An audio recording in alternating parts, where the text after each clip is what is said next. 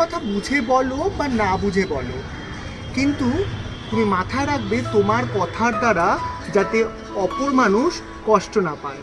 কারণ হচ্ছে মানুষ সব কিছু ভুলে গেলেও কথার আঘাত বা কথার কষ্ট কখনোই ভুলতে পারে না।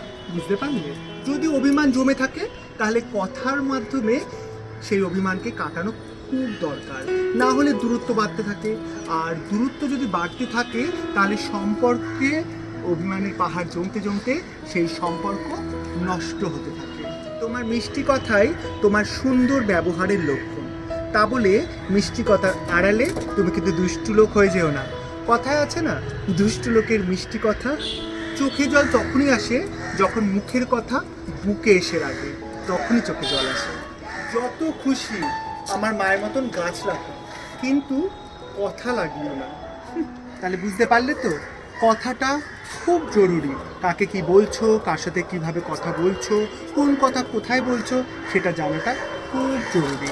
তাই কথার মাধ্যমে নিজের সম্পর্ককে ভালো রাখো, আর কথার মাধ্যমে নিজেকেও ভালো রেখো।